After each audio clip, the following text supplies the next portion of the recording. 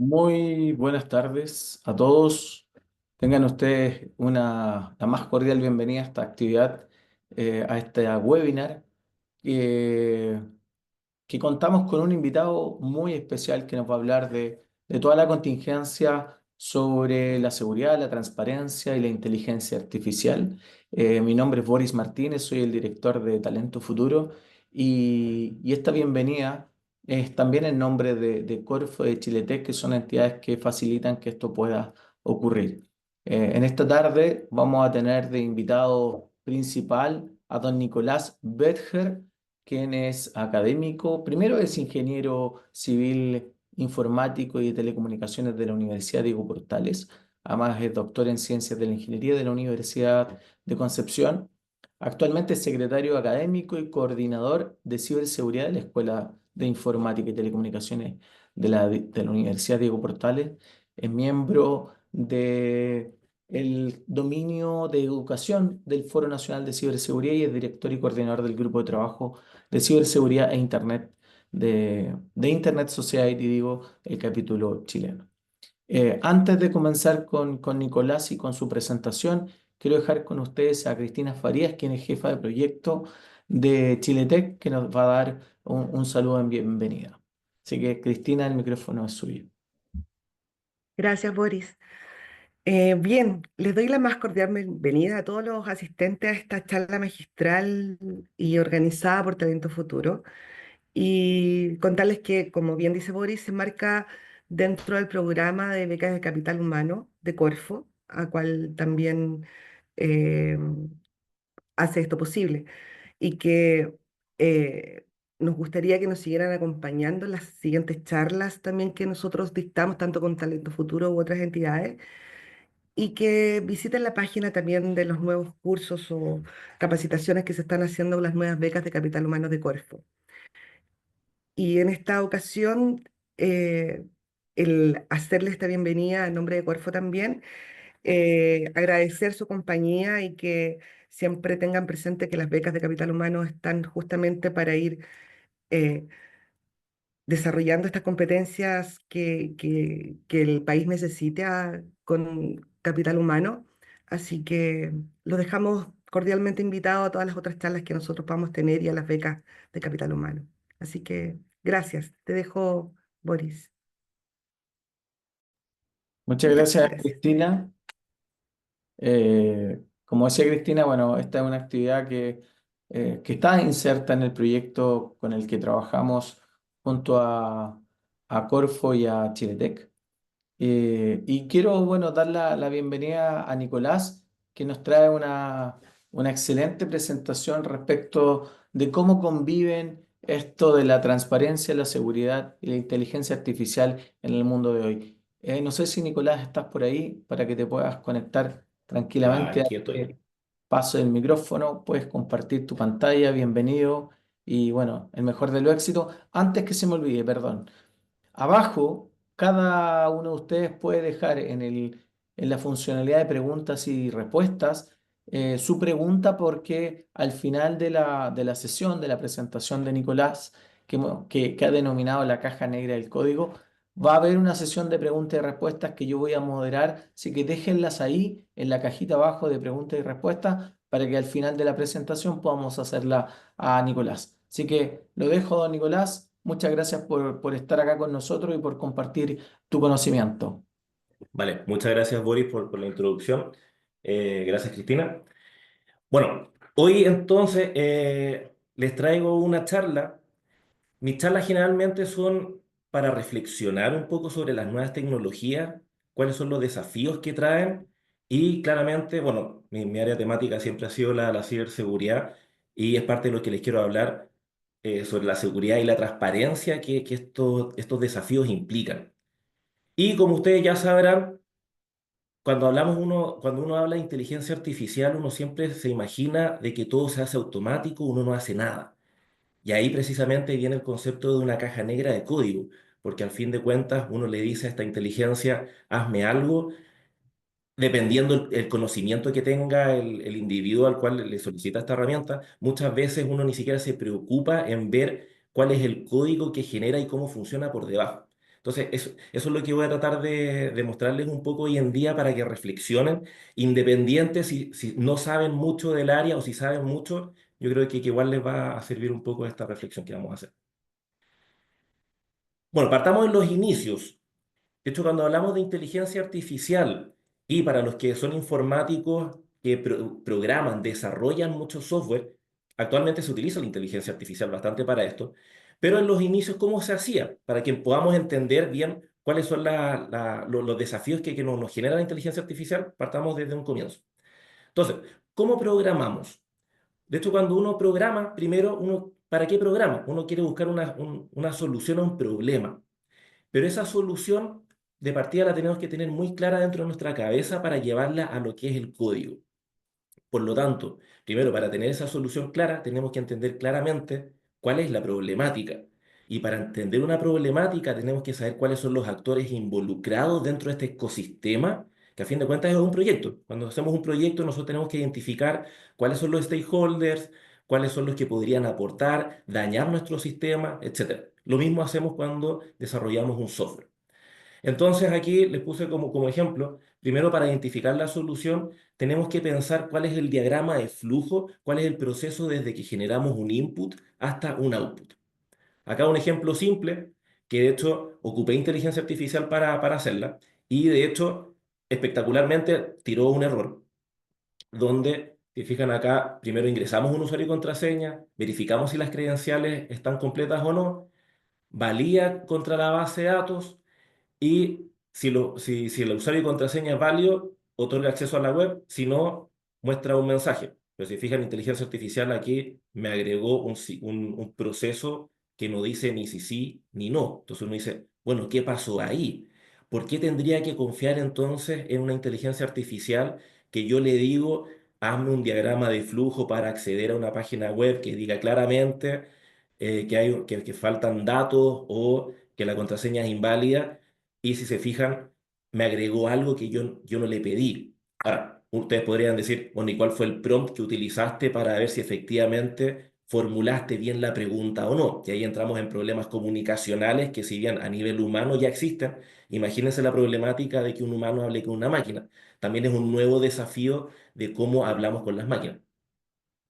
Pero bueno, asumiendo de que uno ya conoce la problemática y uno es capaz de modelarla como un diagrama de flujo, la siguiente problemática es cómo desarrollo o cómo llevo eso a una máquina. Y acá les puse otras problemáticas que hoy en día se asume que la inteligencia artificial lo soluciona todo esto. Por ejemplo, ¿qué lenguaje utilizar? Al igual como ocurre con los humanos, tenemos distintos idiomas en distintos países. El problema es que, ¿cuál de todos ellos utilizar? El español es uno de los lenguajes más complicados, tiene miles de tildes, puntos y comas, y de hecho, mucha gente que habla español tampoco es capaz de escribir bien el español. O sea, faltas ortográficas hay muchas. Cuando nos hablan de phishing, que un correo de phishing no confíes en él porque está mal escrito. De hecho, yo le digo a mis alumnos, o sea, eso no aplica porque casi nadie escribe bien. Si fuera por eso, no reviso ningún correo de mis alumnos porque si no, asumo que es puro phishing. ¿Sí? Ocurre lo mismo a nivel de programación. Hay lenguajes que están optimizados para correr en algunos tipos de máquinas, unos que son muy bajo nivel, que es lenguaje máquina, otros que son alto nivel, que no requiero compilarlos, son más rápidos, otros son más lentos, unos son más seguros que otros, etc. Entonces tengo un abanico de posibilidades donde el programador, aquí olvidémonos un poco de lo que es inteligencia artificial, desde un comienzo tengo que saber bien cuál es el lenguaje más apropiado para la solución que estoy desarrollando. Una vez que logro identificar cuál es el lenguaje que probablemente eh, es una mejor solución para este problema, luego decir, bueno, ¿cuáles serán las librerías con las cuales me voy a apoyar? Porque claramente cuando hablamos de programación uno no parte desarrollando todo desde cero porque hay muchas cosas que ya están desarrolladas de forma previa. El tema es, ¿cuál de todas ellas? Les coloco un caso, por ejemplo, si voy a sumar, por ejemplo, hay librerías matemáticas y en librerías matemáticas hay distintos desarrolladores de librerías de matemáticas. Entonces la pregunta es, ¿cuál de todos esos desarrolladores voy a utilizar su librería? Y como son distintos desarrolladores, todos piensan de forma distinta y aunque sea el mismo lenguaje, todos programan de forma distinta. Por ejemplo, puedo hacer una multiplicación ocupando el multiplicador o puedo generar un proceso recursivo que vaya sumando, etcétera, ¿sí? Aparte de eso, si ya logré escoger una librería, la pregunta será, bueno, ¿y usted está considerando la seguridad de forma como pilar fundamental? ¿Será que esa librería se dejó de ocupar hace 10 años y no se ha mantenido actualizada frente a las nuevas amenazas que han aparecido? Y ahí uno se empieza a dar cuenta que un programador puro, sin la ayuda de todas estas herramientas, probablemente va a caer en algún momento en alguna de estas debilidades del software, ¿sí? Y ahí uno empieza a entender de por qué es la importancia de un asistente. El problema es que el asistente generalmente responde a lo que uno le consulta. Si yo no tengo de forma embebida la duda de, ¿será esta librería la adecuada para esta solución? ¿O será adecuado para evitar problemas de seguridad? Probablemente el asistente nunca me va a decir, porque si no le pregunto, él me va a decir, bueno, ¿y qué quieres que te responda si no me has preguntado sobre ese tema? ¿Sí? Entonces, aquí lo primero a destacar es que yo, para desarrollar una solución, lo fundamental es que por lo menos conozca cuáles son las cosas básicas que deben existir. Nuevamente recaigo en los stakeholders, cuáles son los aspectos identificables dentro del proyecto para solicitar ayuda. Y así podemos seguir con, por ejemplo, cómo solucionar los errores de compatibilidad. De hecho, me ha pasado bastante que a los asistentes de inteligencia artificial le digo, por favor, ayúdame con esto y me da una solución de un código que está deprecado, que ya no, ya al ejecutarlo me tira problemas de compatibilidad con versionamiento porque está obsoleto. Y ahí uno empieza a entender, bueno, es que los sistemas de inteligencia artificial se formaron con recopilación de información en Internet de forma asíncrona, donde información de hace 10 años se fusionó con información del año anterior y de ahí sale algo, ¿de acuerdo? Entonces, no necesariamente la información que me entregue es la solución óptima para el día de hoy, porque no le he dado como input y quiero que sea compatible con librerías de actualmente, etcétera, ¿sí? Entonces, ahí viene la expertise de quien interactúa con la inteligencia artificial. Luego, ¿importo funciones externas o las diseño? Que es más o menos el tema de las librerías. ¿Confío en un programador que nunca he visto en mi vida para desarrollar menos? O mejor yo escribo el código en base a lo que yo confío. Pero si yo no domino bien las competencias de la programación, me tocará confiar en un externo.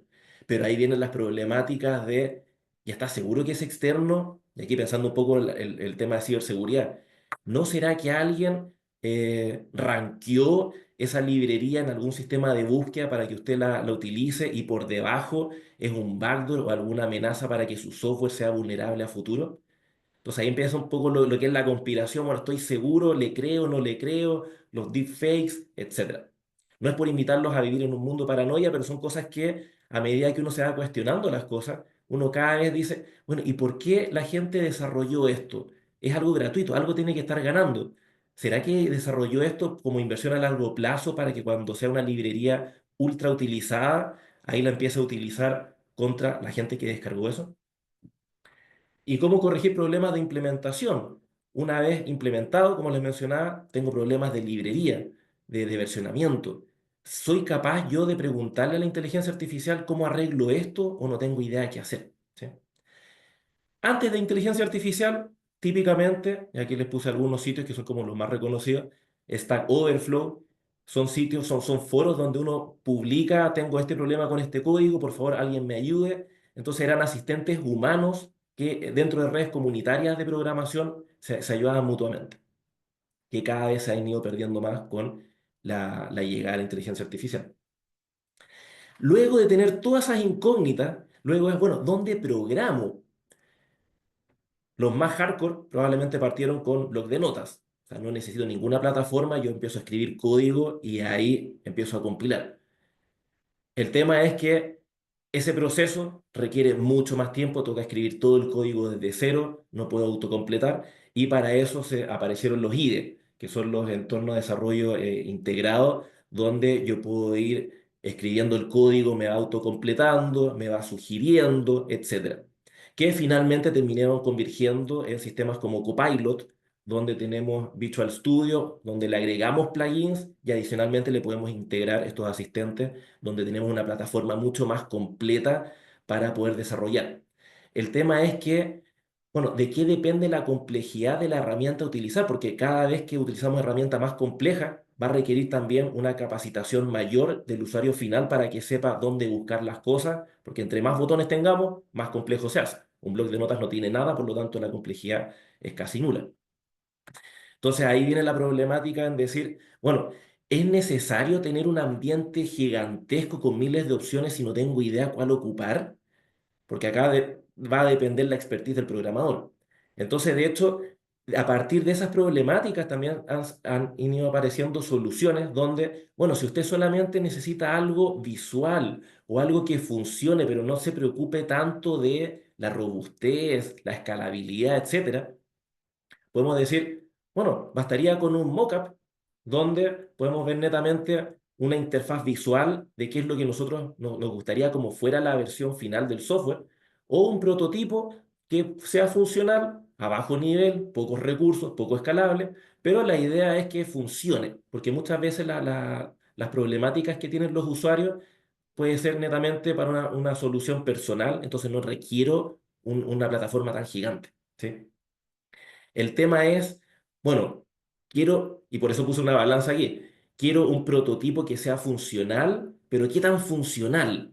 ¿Sí? Porque dependiendo de eso va a depender cuánto tiempo invierto en recursos para esta aplicación. Y ahí, cada vez en ir disminuyendo esta complejidad, convergemos probablemente en lo que es no coding. No coding es un concepto que programamos a través de la no utilización de código. ¿A qué me refiero con eso? De hecho, estas plataformas se utilizan bastante. Scratch es una de las más reconocidas. Se utiliza netamente para lo que es educación. eh, Niños pequeños de 8 años aprenden programación a través de esto sin necesidad de aprender algoritmos, sin necesidad de conocer las instrucciones en inglés, sino que es netamente con cajitas que voy arrastrando y desarrolla lo que es la logística y el procedimiento de este primer caso que les mencioné, que era un diagrama de flujo, ¿sí? De hecho, se ocupan Minecraft, hay distintas herramientas que permiten eso. Pero ¿qué es lo que ocurre? Yo puedo tener cualquiera de estas plataformas que les mencioné anteriormente, pero siempre voy a tener problemas, ¿sí? No todo es simple. Y acá les puse un escenario típico, que es el que se muestra en ingeniería de software, donde el cliente puede pedir algo, pero dependiendo quién escuchó ese requerimiento, puede entender cualquier cosa. Por lo tanto, el entregable final puede ser cualquier cosa. Y acá, si se fijan, el requerimiento es probablemente un columpio, pero dependiendo quién escuchó eso, dice, no, toca invertir 1 millón de pesos, otro no, o sea, esta cuestión es súper simple.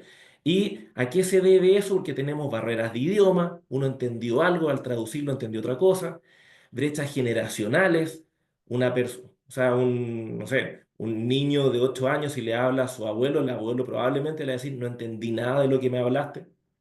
Hay gente con déficit atencional, por lo tanto, si yo le digo, aunque sea muy prolijo el requerimiento, no me entendió porque perdió la atención. Y así pueden existir miles de trabas. Ahora, ¿cuál es la solución y qué es lo que está pegando hoy en día? Y de hecho son conceptos que se han empezado a arraigar. De hecho, el concepto de vibe coding viene arraigado casi desde febrero de este año, donde, a fin de cuentas, pescamos todas las problemáticas que dijimos acá y se lo pasamos a un asistente, donde el asistente nos va programando poco a poco las soluciones a los requerimientos que nosotros le vamos dando. La diferencia es que no le paso toda la problemática, sino que le voy dando la problemática poco a poco. Y así va incrementándose la solución. ¿Cuál es la importancia de esto? Que tiene que ser un proceso, al igual como el software, tiene que estar monitoreado todo el tiempo para ver cómo evoluciona. Entonces, al igual con el software, cuando uno va generando un software desde el punto cero hasta el punto final, tengo que ir monitoreando, ver cómo se van integrando las distintas soluciones. Acá es fundamental que haya un humano en el ciclo evidenciando cómo va evolucionando esta solución. De hecho, una cita célebre e importante dice, todo lo complejo puede dividirse en partes simples. Y esa es, es parte fundamental del bytecoding coding, porque la idea es programar de a poquito, que esos poquitos sean confiables, sean eficientes y luego los voy integrando. Ahora, para esto, claramente también necesitamos que el cliente o el que interactúa con esta máquina, con esta inteligencia artificial, tenga conocimiento de qué cosa le vamos a requerir. Y como les decía en un comienzo, es importante la comunicación humano-máquina. Y acá entonces es la importancia del prompt, que va a ser el comando que nosotros le vamos a entregar a la inteligencia artificial para que nos entregue una solución eh, real y que nos sirva. Como por ejemplo, evitar de que existan inconsistencias, evitar de que existan sesgos con la máquina, eh, usar prompts como ejemplo para que lo que uno le esté solicitando a la máquina entienda, ah, es similar a esto otro que me mencionó. Y así muchas cosas. ¿Sí? Ahora, el problema es que hasta el momento, si se fijan, siempre les he hablado de cómo programar algo como un software. Pero ¿qué pasa cuando queremos automatizar o facilitar el proceso sobre un software que ya está hecho y no tengo cómo intervenirlo? O sea, no existe una API o no existe ninguna entrada para yo poder modificar eso. Y ahí es donde también existen otras herramientas. Por ejemplo, a nivel web, si fijan, hay herramientas, por ejemplo, en Chrome, donde yo puedo, a través del Inspect Element, puedo decirle quiero grabar todas estas acciones y luego quiero hacer un replay. ¿Qué es lo que nos permite eso? Un proceso tedioso, que siempre son los mismos procesos, yo lo podría llevar a código. De hecho, acá les puse que se puede exportar en JSON y luego lo puedo modificar y luego hacer mi propio software a partir de un proceso que grabé a través del navegador. Por otro lado, también se puede hacer a través de Selenium, a través con un WebDriver, donde hago un software y ahí sí lo puedo programar en Python, en distintos idiomas, donde simulo la interacción de un usuario con el navegador moviendo el mouse, etcétera. ¿Sí? Entonces, soluciones también existen donde probablemente no tengo una API o alguna forma de acceder directamente a ese software. Pero si nos salimos del software ahora y siguiendo más con lo que es el mouse, porque por ejemplo Selenium yo programo lo que está dentro del browser, pero ¿qué pasa si está fuera del browser? ¿Cómo lo programo? Bueno, ahí vienen también automatizadores de escritorio. AutoHotkey es uno bastante antiguo, pero bastante eficiente, de hecho yo lo ocupo bastante, donde uno le dice, bueno, tengo una pantalla de tantos píxeles, quiero que el mouse se mueva a tal lugar, quiero apretar el tab, etcétera, y así puedo automatizar distintas herramientas, por ejemplo SAP, uno aparte de automatizarla con el scripting que trae interno de Visual Basic, todas las otras partes también se pueden automatizar o automatizar otras plataformas. Y ahí es donde inteligencia artificial ha ido empezando a hacer hincapié como Copilot Vision. ¿Qué es lo que ve el usuario? Entonces, si el usuario es capaz de verlo, yo lo puedo automatizar. Pero si se fijan, hasta ese momento estamos viendo todo dentro del computador. ¿Y cuáles son las cosas que como más revolucionarias que han ido saliendo en el último tiempo? Es que la inteligencia artificial también pueda interactuar con lo que vemos fuera del computador. ¿Sí? De hecho, acá les puse un ejemplo de Google Lens, que actualmente Google Lens nos permite traducir texto, nos permite identificar distintos objetos en la vida cotidiana, pero Gemini Live, que Gemini es la inteligencia artificial de Google, Gemini Live salió hace poco que nos permite, a través de un video, yo puedo estar grabando algo y le digo a la inteligencia artificial, mira, este es el calefón, se echó a perder, por favor dime qué hacer y te va diciendo, no, tienes que apretar en tal lugar, etcétera. ¿Sí? Ahora, vámonos un poco a la reflexión. Si se fijan, la inteligencia artificial ha llegado para solucionarnos muchos problemas. Y como ya les dije, es importante que el cliente entienda el contexto y sepa comunicarse con esta inteligencia artificial. Pero ¿qué es lo que pasa? La inteligencia artificial va aprendiendo sobre su usuario, ¿sí? Para ajustarse mejor a sus necesidades. El problema es que si esta inteligencia artificial se va adecuando a nuestros intereses, ¿qué tan factible sería encontrar una respuesta inesperada que nos lleve a la creatividad? Porque a fin de cuentas, cuando hablamos de creatividad, muchos escenarios de creatividad han ocurrido porque algo inesperado se inyectó en el sistema. Por ejemplo, el típico ejemplo de Apple es que las fuentes, que era algo nada que ver informático, Steve Jobs dijo, ok, yo hice un curso con fuentes, así que hizo fuentes para Apple y fue totalmente disruptivo y fue totalmente innovador. El tema es que si estamos acostumbrados a ocupar una inteligencia artificial que siempre nos dice cosas que se adecúan a nosotros, qué tan factible es que si nos acostumbramos a eso, la inteligencia artificial nos gatille cosas imprevistas para gatillar esa creatividad. Otra cita célebre: si seguimos haciendo lo que estamos haciendo, vamos a seguir obteniendo lo que estamos obteniendo. O sea, no vamos a ver creatividad. Probablemente vamos a acelerar procesos, pero la creatividad, si es que no la sabemos ocupar bien estas herramientas, se puede ir opacando. Y ahí viene un concepto súper interesante, que es la serendipia digital. ¿Y a qué se refiere la serendipia? Que con los algoritmos de recomendación siempre nos van a estar recomendando cosas similares a nuestros gustos y nunca vamos a descubrir cosas de manera accidental. Y típicos ejemplos de Instagram, Twitter, que la gente está eternamente viendo videos y probablemente nunca, por ejemplo, si ven videos de música y les gusta el K-pop, probablemente nunca les va a aparecer un video de heavy metal. El tema es, bueno, ¿y qué pasa si a esa persona tú le hubieras mostrado un video de heavy metal? Puede que le haya gustado, tal vez sí, y le haya cambiado la vida. Pero si está acostumbrado a ocupar estos algoritmos que se van entrenando, probablemente nunca le va a mostrar eso y esa persona siempre va a ser la persona que la inteligencia artificial, y acá pensándolo de manera perversa, es lo que la inteligencia artificial quería que fuese esa persona. Entonces uno podría llegar a pensar, el algoritmo está manipulando a esa persona para hacer lo que el algoritmo quiere por detrás. ¿Sí? Y de hecho acá se está perdiendo un poco lo que era el sentido de Internet, de navegar por Internet, donde uno navegaba por distintos sitios y uno aprendía de distintas cosas. Acá ya no pasamos tanto tiempo en Internet navegando. Ahora es uso de aplicaciones y la aplicación te dice lo que tú vas a ver. Entonces son cosas bastante interesantes para reflexionar y que quedan ahí. Ahora, la problemática es que esos sesgos en la inteligencia artificial se producen también porque se está focalizando netamente en este usuario o porque la inteligencia artificial se entrenó con sesgos que no le permiten generar más información hacia el usuario. De hecho, hay un caso de Amazon que se había hecho un sistema para evaluar currículums y todas las candidatas eran rechazadas. ¿Por qué? Porque se había entrenado donde los hombres generalmente obtenían esos cargos, por lo tanto la inteligencia artificial dijo, bueno, si solamente los hombres tienen ese cargo, entonces las mujeres no son aptas para ese cargo. ¿Sí?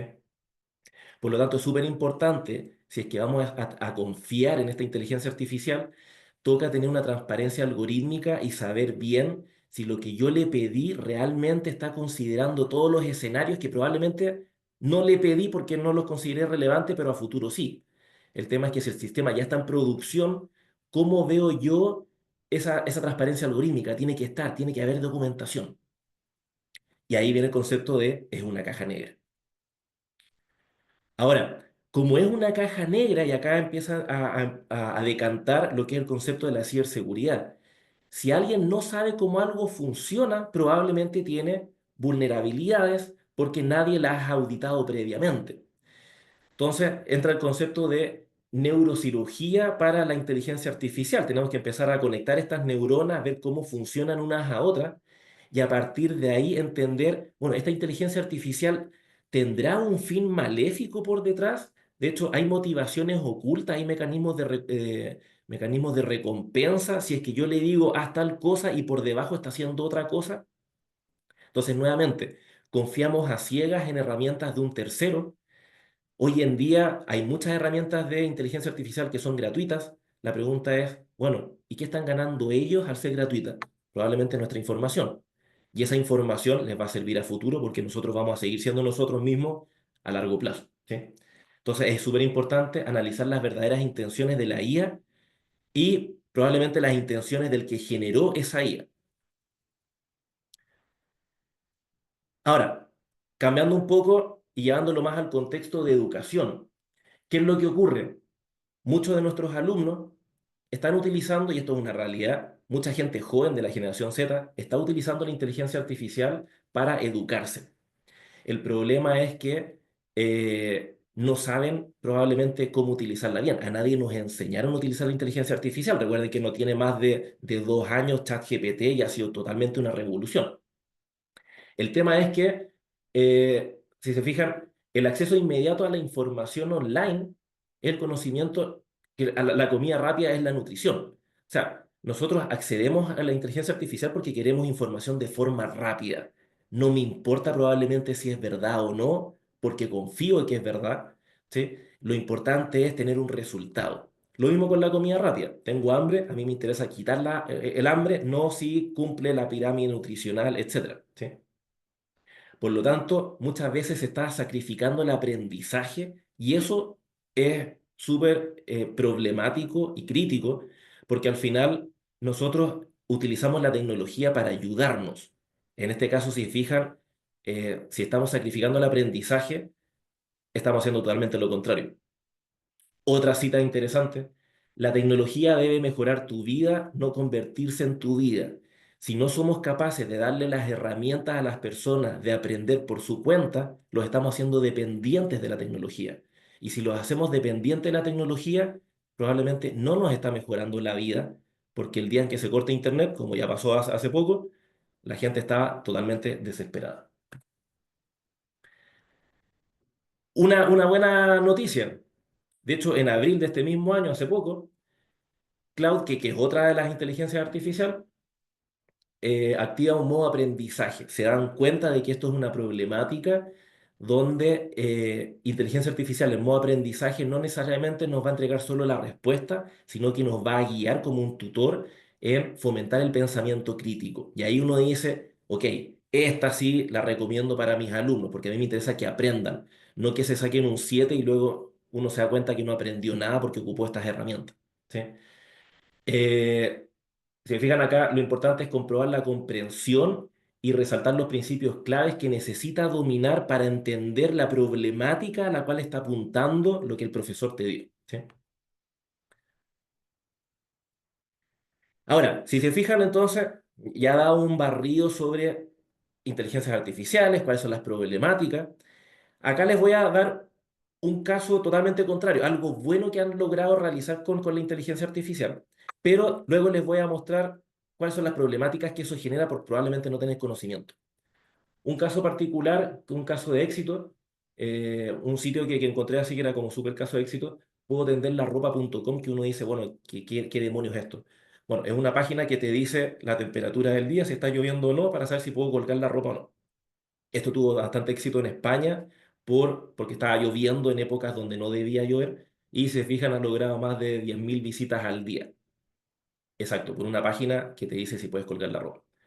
El tema es que el que desarrolló esa página, con toda esa cantidad de visitas, no tenía la más mínima idea de programar y no era programador, no tenía las competencias, pero utilizó una inteligencia artificial que a través del vibe coding, donde le iba dando paso a paso lo que tenía que hacer, desarrolló toda una plataforma.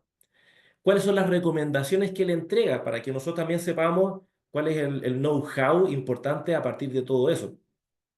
De partida, definir bien el stack, que es saber cuáles son los lenguajes, el entorno y las herramientas a utilizar. Y si fijan, son las primeras cosas que les mencioné en la presentación.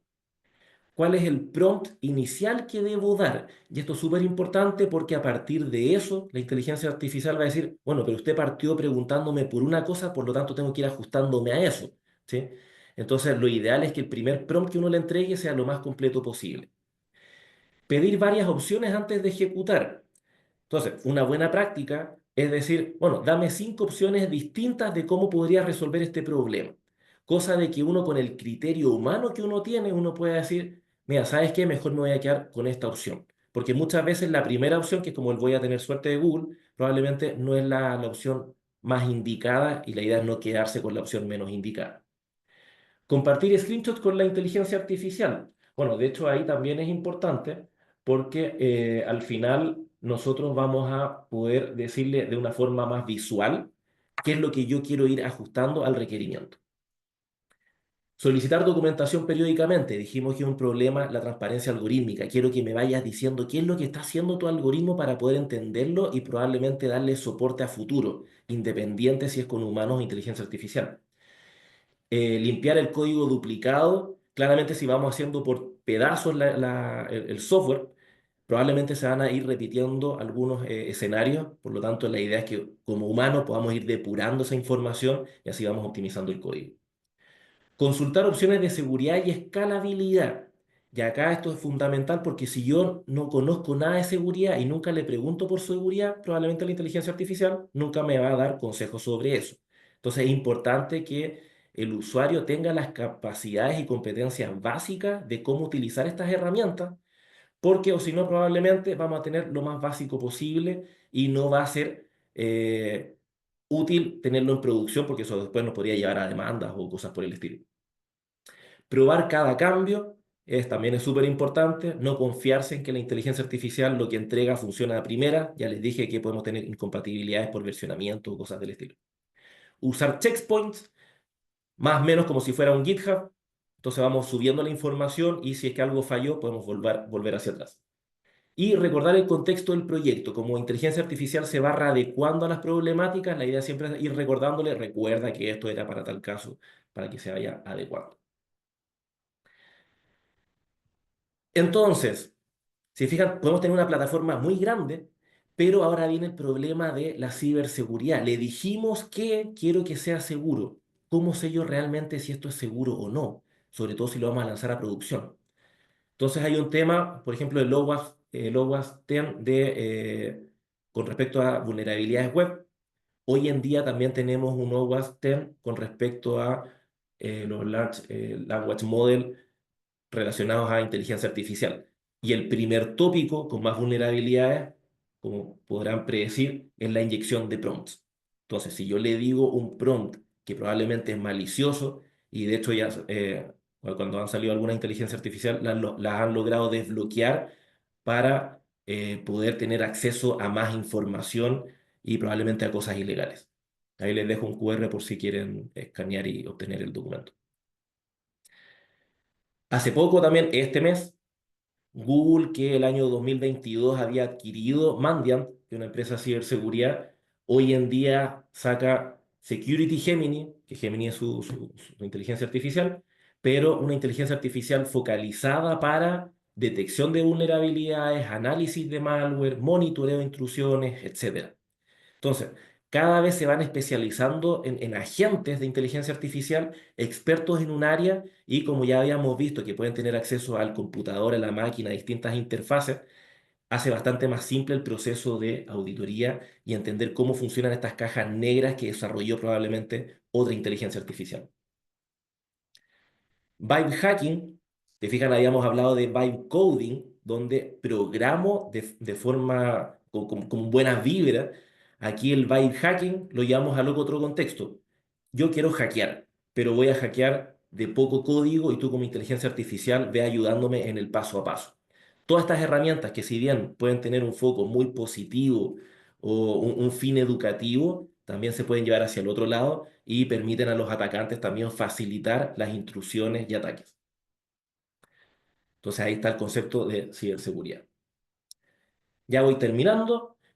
De hecho, el día de ayer o antes de ayer salió un reporte de Imperva donde mencionaba que ya se superó la cantidad de humanos en Internet, donde ahora el 51% de tráfico dentro de Internet corresponde a tráfico no humano, independiente si son bots benignos o bots malignos. Entonces, antes cuando uno veía tráfico, de hecho yo trabajo con análisis de tráfico y todo eso, uno podía ver los comportamientos humanos donde en las horas donde la gente duerme había poco tráfico y uno podía ver claramente cuando entraban a trabajar por alzas de congestión en la red, cuando iban a almorzar y cuando se iban antes de la pega, todos se metían a mall, entonces uno veía pics de tráfico dentro de esos análisis. Hoy en día hay más bots en la red, por lo tanto eso tiende a pensar de que va a ser casi todo uniforme, siempre va a estar colapsada la red. Ahí también les dejo un QR para que puedan acceder a ese documento. Y ya está una de las últimas. También este mes, en los blogs de Google, apareció que se libera lo que es el protocolo abierto diseñado para comunicar distintos agentes. Ahora, cuando hablo de agentes, son inteligencias artificiales, pero de distintos proveedores. Entonces, si bien tenemos distintos proveedores que generan soluciones, ahora el tema es, vamos a poder comunicarlos entre todos ellos. Si bien como protocolo es genial, ahora el tema es, bueno, ¿qué pasa si una inteligencia artificial liberó información, ahora es capaz de comunicarse con otros. ¿Vendrá lo que es Skynet? Y si todos vieron Terminator, probablemente ahí uno dice, ¿será que las máquinas ahora se van a poder comunicar entre todas ellas y va a ser mucho todo más peligroso? Bueno, ahí viene la importancia entonces de considerar siempre la ciberseguridad, la transparencia en todos estos procesos que involucran lo que es inteligencia artificial. Esa sería mi presentación. Muchas gracias. Boris, te cedo la palabra por si alguien tiene Muchas alguna gracias, consulta. Nicolás. Gracias por tu presentación. Ahí están los datos de Nicolás también. Y han dejado varias preguntas en la cajita y quienes quieran seguir sumando algunas, déjenlas abajo, por favor, en la sección de preguntas y respuestas. Hay una súper interesante que me imagino que no eres experto, pero seguramente tienes una opinión formada. Y tiene que ver con el lineamiento formal o regulatorio respecto a la problemática de propiedad intelectual asociada a la inteligencia artificial. Claro, al Mira, parecer no hay mucha concordancia en si lo que se ingresa o lo que sale más bien de la inteligencia ujú. artificial, de quién es la propiedad, digamos. ¿Qué opinas tú de de ese Mira, dolor? de hecho, lo iba a agregar en la presentación, pero dije, a mí me dijeron 30, 40 minutos y creo que calcé perfecto, creo que fue como 38. El tema es que la inteligencia artificial, el primer desafío para que sea eficiente es recolectar información, ¿cierto?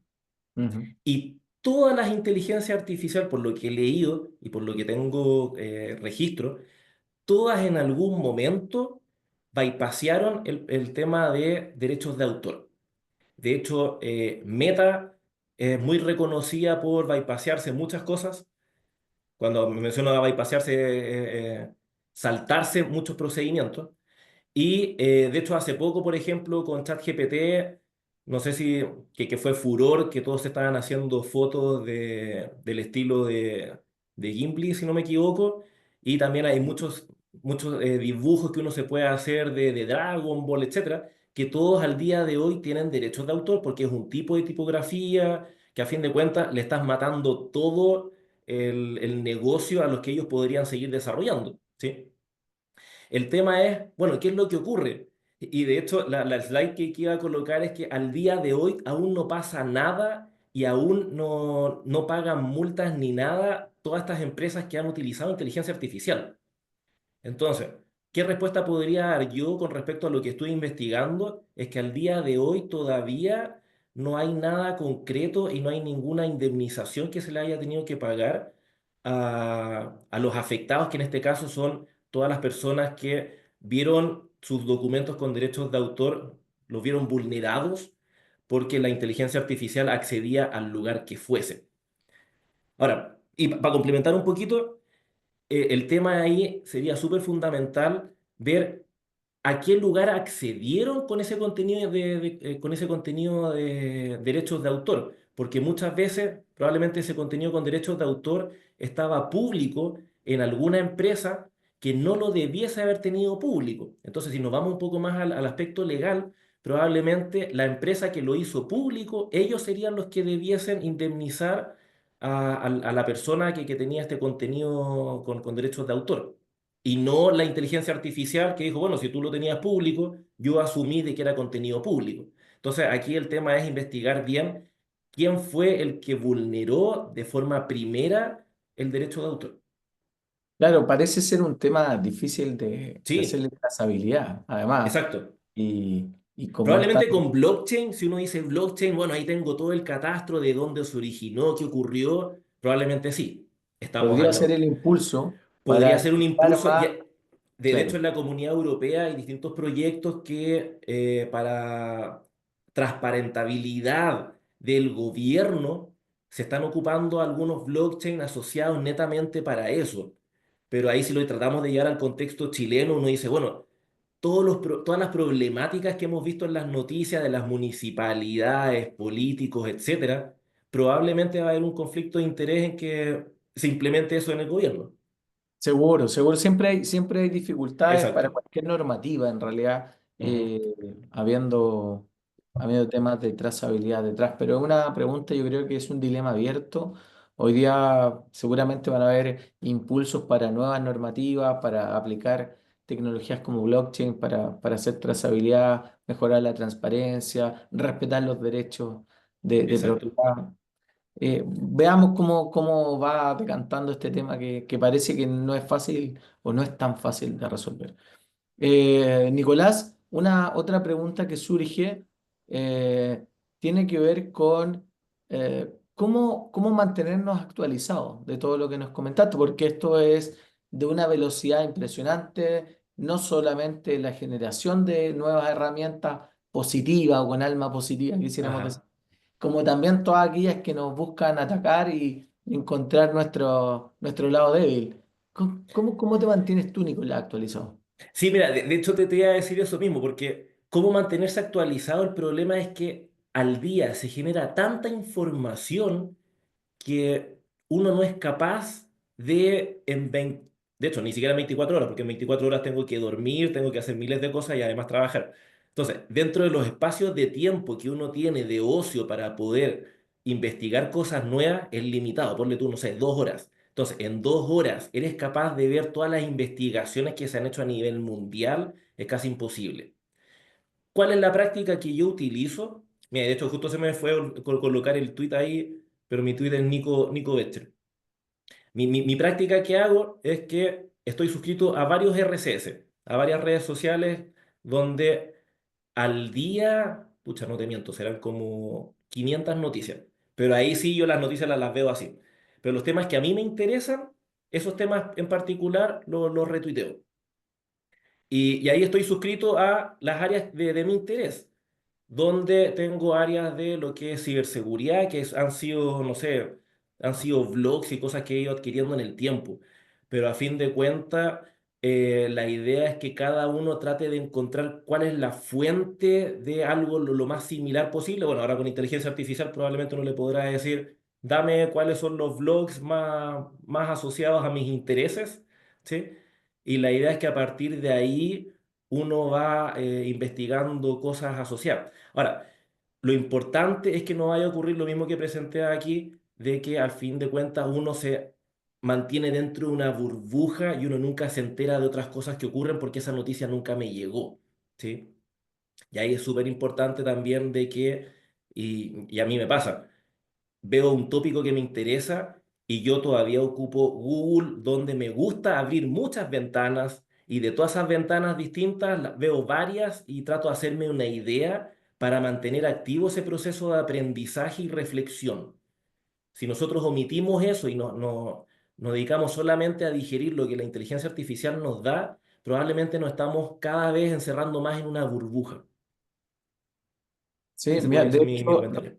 vale, Nicolás, hay una pregunta que está muy relacionada con eso y desde el punto de vista práctico. Y voy a juntar dos preguntas que tienen que ver con alguien pregunta si recomendarías DeepSeek para usarlo como modelo local, pensando en que puede ser más seguro o aún en estudio, digamos. Y otra persona agrega Ujú. que dada la posibilidad que tiene mucha de la inteligencia artificial como Copilot, por ejemplo, de facilitarte o ayudarte en el desarrollo de código, eh, pero tiene limitaciones. Él plantea que su experiencia, cuando ya le pone mayor desafío al código, generalmente se encuentra con errores. Entonces, ¿cuán Ujú. confiable es tenerlos como asesores en el desarrollo de código, ya sea a nivel pequeño, mediano o de grandes proyectos, y particularmente si eso ayuda a que sea en modelo local, digamos? Ya, ya, primero respondo la de DeepSeek. Bueno, efectivamente, todo mientras sea lo más restringido posible, es mejor porque ahí uno tiene el control de la información, mientras uno sepa cuál es la información que uno trafica. Por ejemplo, bueno, yo trabajo harto con lo que es análisis de protocolos y yo no ocupo antivirus, sino que yo veo el tráfico que genera mi máquina y a partir de eso yo digo, oye, este tráfico es raro, ah, mira, descubrí un virus que probablemente el antivirus no lo detectaba, ¿sí? Pero ahí porque tengo la expertise de analizar tráfico y eso, ¿sí? Ahora, si nosotros ocupamos una inteligencia artificial, por ejemplo, un software que uno lo podría descargar en vez de ocuparlo a nivel web, eh, y no sé que está mandando información hacia otro lugar y uno ve que está mandando información a China, luego a Rusia y uno dice, bueno, ¿será que los servidores están ahí o está filtrando información? ¿Sí? Entonces, si uno está manejando información sensible, lo ideal es que uno descargue esta máquina, que uno la entrene y que no salga tráfico hacia el exterior. ¿Por qué? Porque no debería, porque estamos considerando que es tráfico sensible y dentro de mi entorno eso yo no quiero que salga. Por lo tanto, una buena recomendación, pero claramente toca tener un poco más de expertise porque tengo que entrenar la inteligencia artificial, tengo que tener el set de datos para entrenarlo, etcétera, ¿sí? Así que es una buena recomendación hacer eso, pero claramente tiene menos potencialidad que algo que está en la nube, que ha recolectado mucha más información, puede estar un poco más limitado de acuerdo a lo que yo lo entrené. Con respecto a la respuesta de Copilot, efectivamente, a mí también me pasa bastante. De hecho, en mis cursos de ciberseguridad a veces les digo a los alumnos, les digo, bueno, a ver si pueden hacer un prompt único donde les genere una aplicación que haga fuerza bruta, alguna aplicación y muestre el resultado en verde, etcétera. Y muchas veces me dicen, pucha, profe, inteligencia artificial me dice que soy un hacker o que me van a mandar a la cárcel si es que hago esto. Ya que no le estás preguntando bien probablemente, ¿sí? La idea es siempre ve cómo preguntarle para que te pueda entregar respuestas correctas. Y muchas veces, lo que también mencioné en la presentación, me entrega respuestas con librerías que están obsoletas, entonces no logran compilar, no logran funcionar. Y de hecho ahí, nuevamente reitero, la expertise es del humano que está utilizando la herramienta porque no olvidemos que es un asistente. Entonces, tú mencionas, bueno, ¿qué tanto puedo confiar en esta inteligencia artificial? Bueno, lo mismo que uno podría confiar de un asistente. O sea, si yo contrato a alguien hoy día porque vi su currículum, la verdad es que yo asumo de que algo sabe, pero probablemente también se puede equivocar. No es la panacea, ¿sí? Entonces, yo siempre la idea es que el resultado que me entregue, yo lo entienda, no que diga, ah, ok, su resultado funciona, pero es una caja negra. Nunca confiar en una caja negra porque podría haber vulnerabilidades, podría estar filtrando información, etcétera. La idea es entender lo que hace, verificar que lo hace bien y luego llevarlo a producción. El asistente, recordemos que es netamente para agilizar un proceso que demandaba mucho tiempo y un proceso tedioso. ¿Sí? No para que nos solucione la vida y nosotros ya digamos, ya, ok, esto lo hace todo, ya no tengo que trabajar, ¿sí? Entonces, desde ese punto de vista, ahí es importante que es un asistente. Por lo tanto, yo nunca confiaría, siempre cuestionar. Y de hecho, otro tip, generalmente yo coloco frases célebres, así como para la reflexión, y le digo, búscame una frase célebre en tal contexto. Y me pasó bastante que me tiraba frases célebres y yo dije, bueno, voy a buscar si efectivamente esta frase célebre existe. Y ese es un problema de alucinación de la inteligencia artificial que te inventa frases célebres de cualquier persona. Y había muchas que buscándola esta cuestión no existía por ningún lado. Entonces después me podrían decir, pucha, y la presentación de Nico Webster hay frases célebres que ni existen. No, por lo menos busqué, fui a la fuente, no, esta cuestión existe, para no tener problemas de alucinaciones con inteligencia artificial. Excelente, excelente. Oye, se nos está acabando el tiempo. Te agradezco mucho, Nicolás, pero quedó una pregunta y no sé si va a ser muy fácil contestarla en poco tiempo, pero te voy a Uf, no, desafiar en los últimos 2 minutos. juegue. Mira, dice, ¿cómo se demuestra en que en un modelo de inteligencia artificial, dado que es una caja negra, que no vulnera la legislación o no tiene los secos que se quieren eliminar desde inicio? Ya, mira. De hecho, estoy trabajando con un alumno en magíster que estamos viendo las políticas de privacidad de distintos servicios.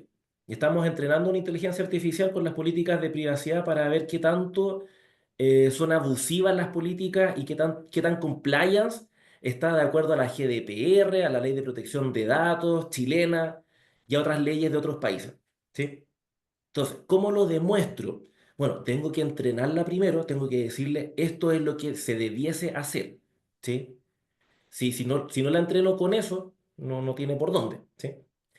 Y tengo que, tengo que verificar en base a, o sea, te tengo que pasarle, siguiendo el ejemplo que te estoy mencionando acá, tengo que ¿Mm? pasarle la política de una empresa en particular y en base a lo que él conoce, ahí me dirá, mira, sabes que esta parte no la encontré en ningún lado en la ley y dependiendo nuevamente en cómo fue el entrenamiento, te podrá decir si la está incumpliendo o no.